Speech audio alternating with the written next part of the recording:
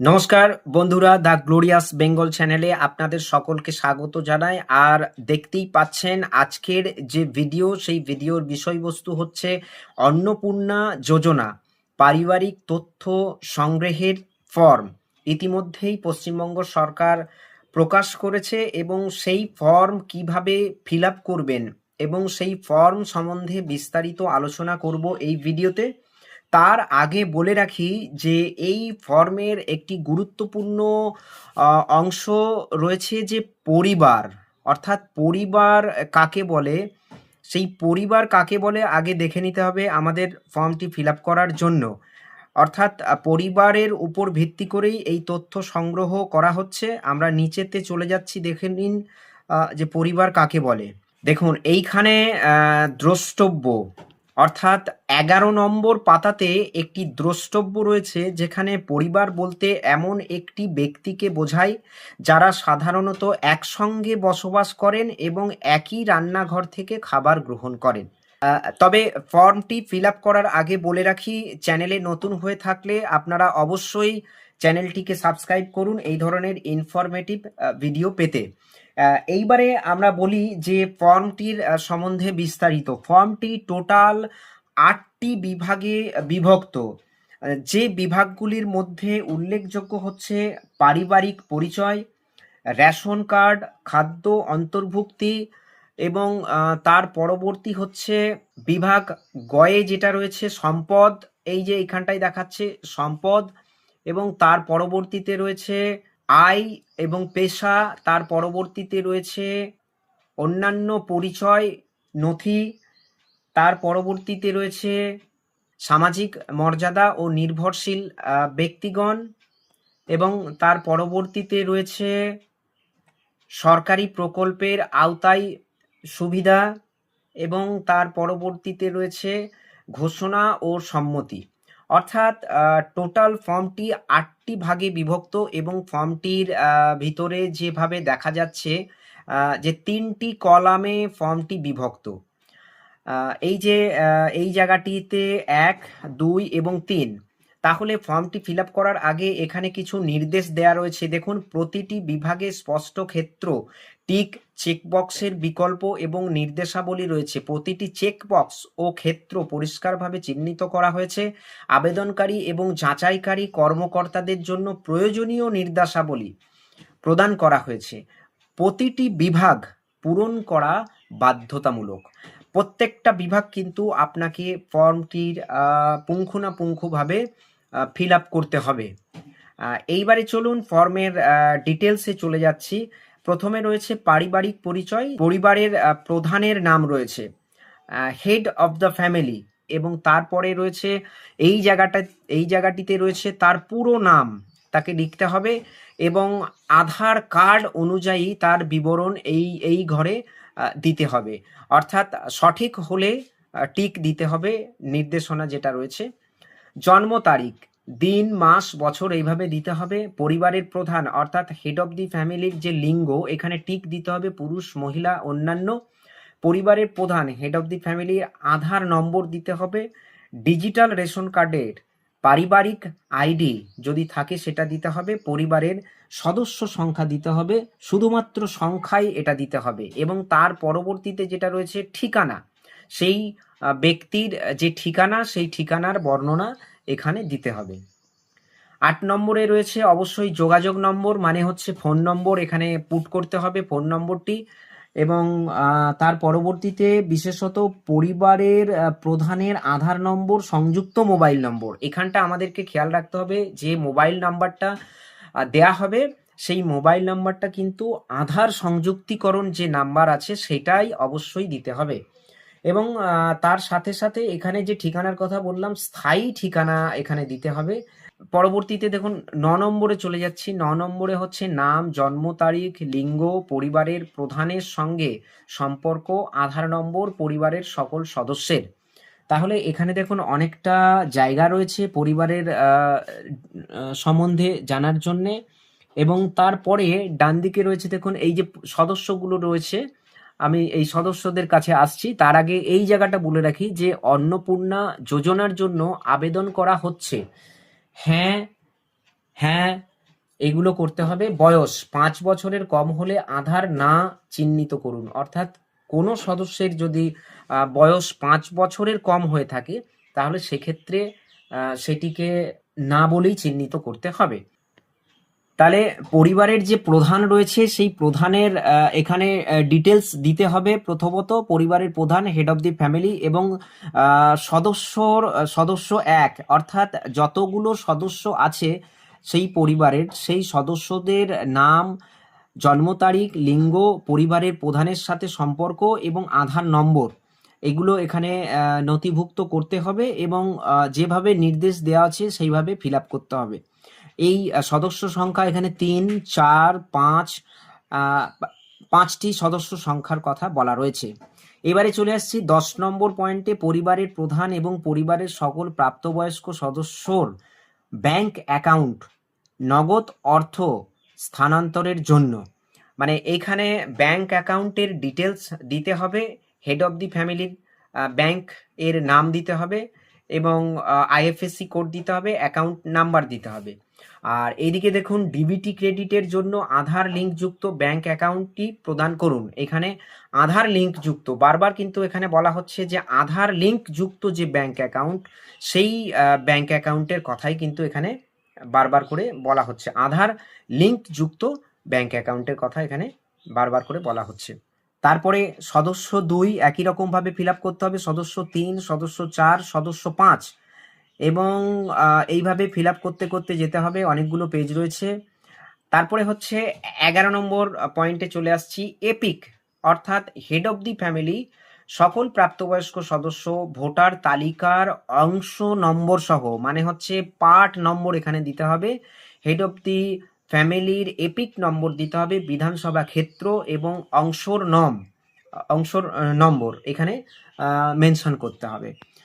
তারপরে পরবর্তী যে সদস্য 1 যাকে মেনশন করা হয়েছে ফর্মে, সেই সদস্যের এপিক নম্বর, বিধানসভা ক্ষেত্র, অংশ নম্বর।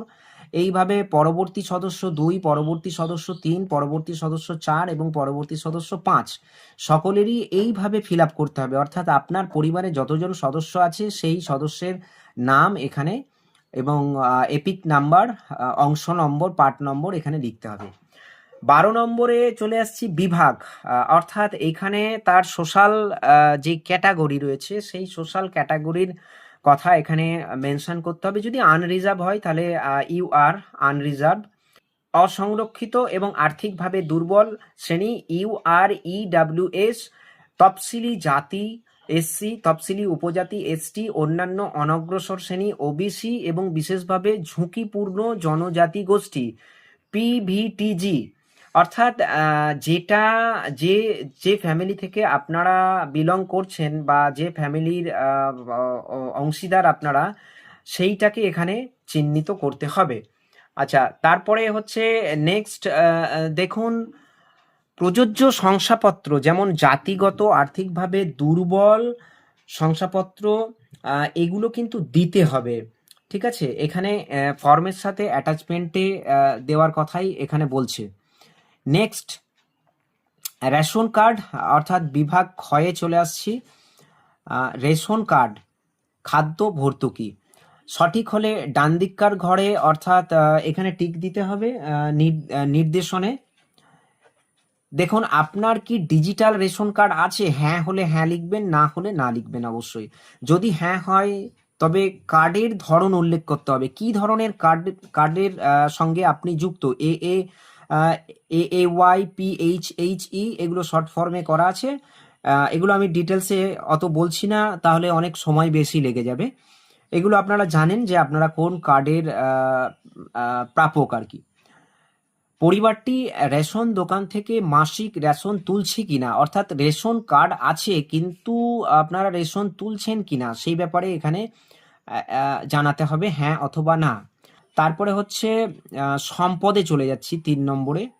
এখানে বাড়ির ধরন, আপনার বাড়িতে কি 3 বা তার বেশি পাকা ঘর রয়েছে? যদি হ্যাঁ হয় তাহলে অবশ্যই এখানে টিক দিতে হবে হ্যাঁতে, যদি না হয় তাহলে না। পারিবারিক জমির মালিকানা, ঠিক আছে, এখানে দেখুন ডান দিকে যেটা রয়েছে নির্দেশনাতে সেখানে রেজিস্ট্রেশন নথি, মিউটেশনের কপি এবং ROR হাল নাগাদের তারিখ সহ সর্বশেষ জমির রেকর্ডের কপি যেটা, সেটা কিন্তু এখানে মেনশন করতে বলেছে এবং তার কপি যদি থাকে সেটাকে সেই কপি কিন্তু জেরক্স লাগবে। নেক্সট হচ্ছে পরিবারের সকল সদস্যের মোট জমির পরিমাণ, অর্থাৎ শতকে এটা দিতে হবে। রেজিস্ট্রেশন নথি, সর্বশেষ আওতার জমির নথি, মানে যে মানে সর্বশেষ জমি যেটা আপনারা ক্রয় করেছেন তারও বিবরণ এখানে দিতে হবে। নেক্সট, এবার বাড়িতে কি কি যানবাহন রয়েছে। যানবাহন, আপনি পরিবারের কোনো সদস্য কি অবাণিজ্যিক মোটর চালিত 4 চাকার গাড়ি আছে? অবাণিজ্যিক মানে হচ্ছে ব্যক্তিগত কাজে যেগুলো ব্যবহার করা হয়। হ্যাঁ হলে হ্যাঁ দেবেন, না হলে না। যদি হয়ে থাকে তাহলে গাড়ির সংখ্যা উল্লেখ করুন, কতগুলি গাড়ি আপনার নামে আছে, গাড়ির রেজিস্ট্রেশন লিখুন। গাড়ি, জিপ, ট্রাক্টর অন্তর্ভুক্ত করুন, যদি হ্যাঁ হয় মডেল সহ এখানে মেনশন করুন। নেক্সট হচ্ছে পরিবার ভিত্তিক সদস্যদের স্বাস্থ্য বীমা আছে কি না, সেখানে আপনাদের যদি থাকে তাহলে জানাতে হবে এবং কি ধরনের সেটা স্বাস্থ্য বীমা রয়েছে এবং সাব অ্যাসিওর তার কত এবং প্রিমিয়ামের বিবরণ, সেটা কত প্রিমিয়াম আপনারা দেন সেইভাবে দিতে হবে এবং যতগুলো সদস্য রয়েছে অর্থাৎ 1 2 3 4 যতগুলো সদস্য রয়েছে 5, সেই 5টা পর্যন্ত যে সদস্যের কথা এখানে বলা হয়েছে সেই সদস্যের কথা আপনারা মেনশন করবেন। হ্যাঁ হলে হ্যাঁ লিখবেন, না হলে না লিখে দেবেন। এবারে চলে আসছি আয়, অত্যন্ত গুরুত্বপূর্ণ একটি জায়গা। কোনো সদস্য কি আয়কর বা পেশাগত কর প্রদান করেন, অর্থাৎ ট্যাক্স, তিনি কি ধরনের ট্যাক্স প্রদান করে থাকেন বা থাকেন না, সেটা এখানে মেনশন করতে হবে। পরিবারের সদস্যদের প্যান কার্ড যদি থাকে তাহলে সেটা অবশ্যই লিখতে হবে। যদি হ্যাঁ হয় তাহলে নাম এবং প্যান নম্বর সহ উল্লেখ করুন। যতগুলো সদস্য রয়েছে এবং যাদের প্যান কার্ড রয়েছে সেগুলো পরপর যেভাবে 5টা সদস্যের কথা বলা হয়েছে সেটা লিখতে হবে। নেক্সট হচ্ছে কর্মসংস্থানের ধরন। কর্মসংস্থানের ধরন কি আছে, যে পরিবারের প্রধান অর্থাৎ সরকারি ক্ষেত্র, বেসরকারি ক্ষেত্র, বেতনভুক্ত কর্মচারী, তিনি কি ধরনের কাজের সাথে সম্পর্কযুক্ত, পার্ট টাইম, হ্যাঁ, অসংগঠিত ক্ষেত্রে স্বনিযুক্ত কারিগর, শিল্পী, কৃষক ইত্যাদি, পরিযায়ী শ্রমিক, বেকার, অন্যান্য। সবচেয়ে উপযুক্ত ঘরে ডান দিকটাই চলে আসছি, টিক চিহ্ন দিন, যদি থাকে প্রয়োজনীয় নথি ঘোষণায় জমা দিন। বেশ, তো এই জায়গাটা যেটা বললাম, এই জায়গাটা আপনাদের অবশ্যই দেখতে হবে। এটা খুব কেয়ারফুলি আপনাদেরকে নির্বাচন করতে হবে, কারণ হচ্ছে এই নির্বাচনের উপরেই কিন্তু অনেকটা ডিপেন্ড করছে এই এই অন্নপূর্ণা যোজনার যে অর্থ আপনারা পাবেন কি না পাবেন না। নেক্সট হচ্ছে এইভাবে যে 5 জন সদস্যের কথা বলা হয়েছে, সকল 5 জন সদস্যরই তথ্য এখানে দিতে হবে। তারপরে 4 নম্বর আসছি, পরিবারের শিক্ষিত প্রাপ্তবয়স্ক সদস্যদের সংখ্যা এবং পরিবারের অশিক্ষিত প্রাপ্তবয়স্ক সদস্যের সংখ্যা। এখানে আমাদের লিখতে হবে আপনাদের পরিবারে কতজন শিক্ষিত এবং কতজন অশিক্ষিত সদস্য রয়েছে এবং তার সাথে সাথে ডান দিকে বলে রাখি যে সর্বোচ্চ, মানে পরিবারের সকল শিক্ষিত প্রাপ্তবয়স্ক সদস্যদের সর্বোচ্চ শিক্ষাগত যোগ্যতা প্রদান করুন, মানে কতটা সর্বোচ্চ শিক্ষাগত যোগ্যতার অধিকারী তারা, সেটা এখানে লিখতে হবে এবং একই রকমভাবে 5টি করে সদস্যের কথা বলা রয়েছে, তাদের যোগ্যতা, শিক্ষাগত যোগ্যতা এখানে মেনশন করতে হবে। 5 নম্বর, কোনো সদস্য কি কোনো সাংবিধানিক পদ, মন্ত্রী, সাংসদ, বিধায়ক, পৌর স্থানীয় সংস্থা, পঞ্চায়েত সংস্থার প্রাক্তন, বর্তমান ধারক, এটা লিখতে হবে। আপনার পরিবারের সদস্যরা যদি এই পদের মানে পদস্থানীয় হয়ে থাকে তাহলে হ্যাঁ অথবা না, এবং যদি পদে রয়েছেন তার সদস্য নম্বর এখানে মেনশন করতে হবে এবং সহায়ক নথি থাকলে সেটাকে দিতে হবে। 6 নম্বরে চলে আসছি, কোনো সদস্য কি সরকারি পেনশনভোগী, যদি হয় তাহলে লিখতে হবে এবং তার সদস্য সংখ্যা লিখতে হবে। কোনো সদস্য কি জিএসটি অধীনে নিবন্ধ আছেন, অর্থাৎ জিএসটি, মানে জিএসটি যদি নম্বর তার থেকে থাকে, তিনি যদি ব্যবসায়িক কাজের সাথে যুক্ত থাকেন তাহলে সেটাও মেনশন করতে হবে। পরিবারের মোট বার্ষিক আয় টাকায় লিখতে বলেছে এখানে, ঠিক আছে? মোট বার্ষিক আয়, পরিবারের মোট বার্ষিক আয়, এটা কিন্তু খুব ইম্পর্টেন্ট, যে বার্ষিক আয় কতটা করছেন আপনারা। নেক্সট হচ্ছে যে অন্যান্য পরিচয় এবং নথি। সিএএ আবেদন এর বর্তমান অবস্থা যদি থাকে, মানে তারা যদি সিএএ এর আবেদনভুক্ত ব্যক্তি হয়ে থাকেন, তাহলে এখানে এটা সবাইকার ক্ষেত্রে প্রযোজ্য নাও হতে পারে, খুব মিনিমাম লোকের ক্ষেত্রে বা মানুষের ক্ষেত্রে এটা প্রযোজ্য হবে, এবং সেটা যেভাবে পারিবারিক বিষয়টা রয়েছে সেটা এখানে লিখতে হবে। 1 2 3 4 5 করে সদস্য থাকবে। অন্যান্য কিষাণ ক্রেডিট কার্ড, কেসিসি কিষাণ ক্রেডিট কার্ড, এআরডি শিল্পী ক্রেডিট কার্ড, মৎস্যজীবী ক্রেডিট কার্ড এবং শিক্ষার্থী ক্রেডিট কার্ড, যদি এগুলো থাকে তাহলে এগুলো অবশ্যই লিখতে হবে, এবং তার আইডির সংখ্যা এখানে দিতে হবে, এই জায়গাটাতে আইডি দিতে হবে, এবং তারপরে রয়েছে যে তারিখে ইস্যু করা হয়েছে সেইটা এখানে মেনশন করতে হবে। 5 জন সদস্যরই কিন্তু এটা লাগবে। নেক্সট হচ্ছে যদি এসআইআর 2026-এ নাম বাদ পড়ে থাকে তবে মামলাটি ট্রাইব্যুনালে বিচারাধীন কিনা, এটা একটা খুব উল্লেখযোগ্য পয়েন্ট এখানে দেওয়া হয়েছে, যে অনেকেরই এসআইআর পর্বে নাম বাদ গেছে, তাদের নাম কি পুনরায় ট্রাইব্যুনালে আবেদন করা হয়েছে? যদি হয়ে থাকে সেই পরিবারের কতজন সদস্যের হয়েছে বা পরিবারের প্রধান হয়েছে, এইভাবে লিখতে হবে, হ্যাঁ হলে হ্যাঁ, না হলে না। নেক্সট হচ্ছে সামাজিক মর্যাদা এবং নির্ভরশীল ব্যক্তিগণ, বিদ্যালয়ের অধ্যয়নরত পরিবারের সকল শিশুর বিবরণ। আপনাদের যে বাড়ির শিশুরা রয়েছে তাদের বিবরণ এখানে দিতে হবে। এখানে বিদ্যালয়ের ধরন অন্যান্য নির্বাচন করলে অনুগ্রহ করে বিস্তারিত উল্লেখ করুন, যেমন ওপেন স্কুলিং, হোম স্কুলিং ইত্যাদি। যদি এগুলোর ক্ষেত্র হয়ে থাকে বা এগুলোর মধ্যে আপনারা যদি পড়ে থাকেন তবে এটা মেনশন করতে হবে, তা নাহলে নয়। এইভাবে চললো 5 জন সদস্যের কথা আবারও। দ্বিতীয় হচ্ছে শিশুদের টিকাকরণের বর্তমান অবস্থা। শিশু সদস্য 1, শিশু সদস্য 2, শিশু সদস্য 3, যেভাবে রয়েছে যতগুলো সদস্য রয়েছে শিশুর, তাদের টিকাকরণের কি অবস্থা রয়েছে, অর্থাৎ যেগুলো হেলথ সেন্টার থেকে টিকা দিয়ে থাকে সেগুলো। যদি হ্যাঁ হয়ে থাকে তাহলে অবশ্যই হ্যাঁ লিখুন, আর যদি না হয়ে থাকে তাহলে না লিখুন। হ্যাঁ হয়ে থাকলে কার্ডের যে আইডি নাম্বারটা সেটা এখানে মেনশন করতে বলেছে। নেক্সট হচ্ছে সরকারি প্রকল্পের আওতায় সুবিধা। আপনি কি কোনো সরকারি প্রকল্পের সুবিধা ডিবিটির মাধ্যমে পাচ্ছেন? সরকারি প্রকল্প মানে পূর্বতন সরকারের যে সমস্ত প্রকল্পগুলো রয়েছে, যদি আপনারা তার মধ্যে একটিও পেয়ে থাকেন তাহলে এখানে হ্যাঁ অবশ্যই টিক মারতে হবে, আর যদি না পেয়ে থাকেন তাহলে অবশ্যই সরাসরি না, তাহলে এইগুলো ফিল আপ করতে হবে না, এই জায়গাগুলো ফিল আপ করার দরকার নেই। নেক্সট আসছি যে কতগুলো প্রকল্প আপনারা হোল্ড করছেন বা কতগুলো প্রকল্পের সাথে যুক্ত, যেমন হচ্ছে লক্ষ্মীর ভাণ্ডার একটা প্রকল্প, তারপরে হচ্ছে ধরুন বিধবা ভাতা, এটাও একটা প্রকল্পের মধ্যে পড়ে। তো এইভাবে প্রকল্পগুলো আমাদেরকে চিহ্নিত করতে হবে। এইবারে চলে আসছি যে বাদ দেওয়া হলে অফিসার কর্তৃক পূরণীয়, যদি এই ফর্মটি বাদ যায় তাহলে এখানটায় অফিসাররা কিন্তু ফিল আপ করবে এই জায়গাটা।